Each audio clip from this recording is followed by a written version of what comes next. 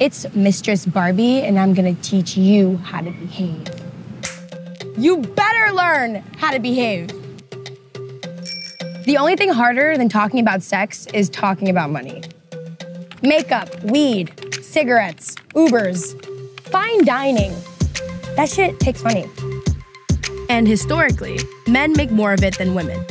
So I'm on a journey to see whether it's possible to close the wage gap and get some negotiation tips from a few experts. So we're gonna go meet Lauren Lyons Cole, a financial expert at Business Insider. Lauren Lyons Cole, hey. She's going to tell us why asking for a raise is different as a woman and give us some tips on asking for a raise successfully. Why is it challenging for a woman to ask for a raise? Women obviously are paid less. Women of color are paid even less than white women. This is the sort of thing that's been going on for so long. There's definitely bias that happens in the workplace, and working hard to combat that is something that I think we all have a responsibility to do.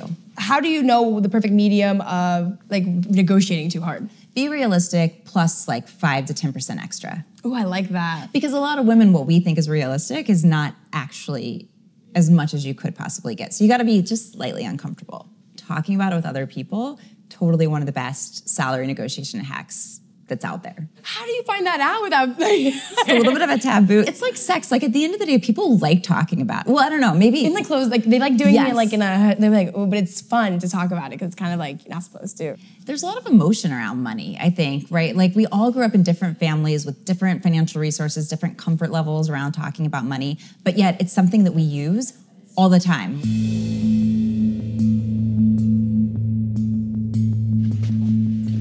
Hi. Thank you so much for meeting with me on such short notice. Oh, hi. Would you mind just, close the door all the way? So I want to discuss possibly getting a raise. In the past 4 months, I've actually upped the followers on the company's social media from 500,000 to 750,000. There's a lot of spam bots out there. So I don't know how many of those are actually real versus how many could actually spend money. Actually, our digital sales have gone up 75% since I've started. Who gave you access to the numbers? Susie from accounting. If I fire Susie from accounting, I will give you the $5,000 raise. Well, I just don't think that's fair to Susie. She has a couple kids.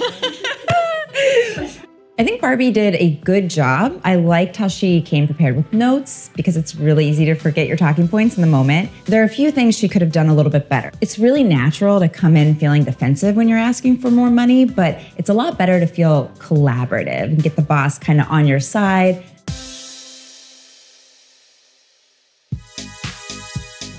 I think it's fucked that women generally make less money than men for the same work. So we've learned to ask for what we're worth. But at the end of the day, your boss can always say no. So we're gonna go to an undisclosed location and meet an expert at demanding money.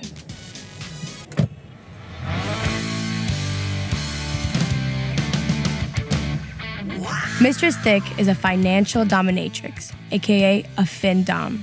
You are going to become my financial slave. A fin-dom is someone who receives money or gifts by demanding it from someone who identifies as submissive or inferior. What's in your wallet is worth more than what's in your pants. So we're on our way to go meet Mistress Thick. And fun fact about me, there is a fin-dom account that actually catfishes using my pictures and gets money from men. Weirdly enough, I get a lot of DMs from a variety of women asking me to help them catfish their daddies. And they ask me to like take pictures of me going like this because someone asked for a picture with like a peace sign, and you bet your horses I send them pics.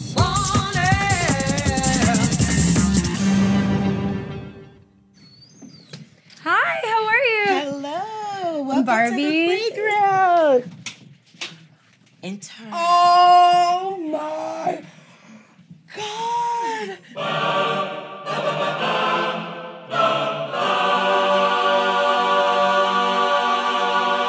Oh my God, the Trump mask. This is when we're feeling extra sadistic. You put this on a slave. I would love to dom someone in a Trump mask, just, like kick their face. Like, grab my pussy. I dare you. I dare you. This is something that I'm not afraid or ashamed to say. I feel men are inferior if it's not for procreation.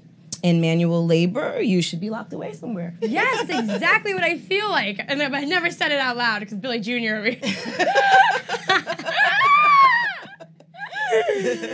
On a given day, how many people are you talking to?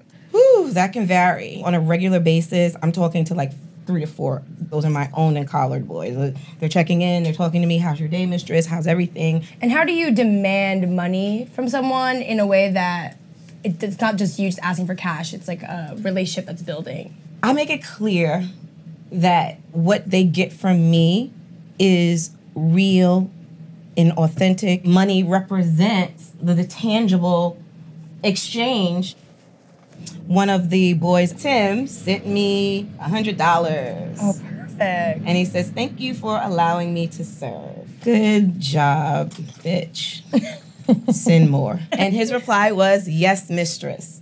So I'm making it very clear I know my worth and I'm not going to go beneath it. And as women, we're so used to doing that. We're so used to like settling for way less. And compromising. As women, we have to set our terms and make men meet us on our terms. So true. You're amazing. Give me a hug. Oh my God.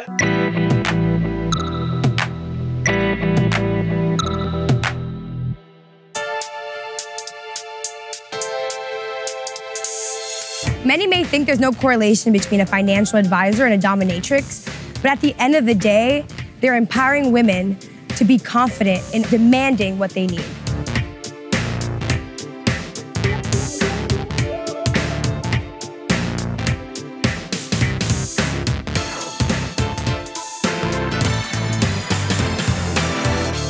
I'm out.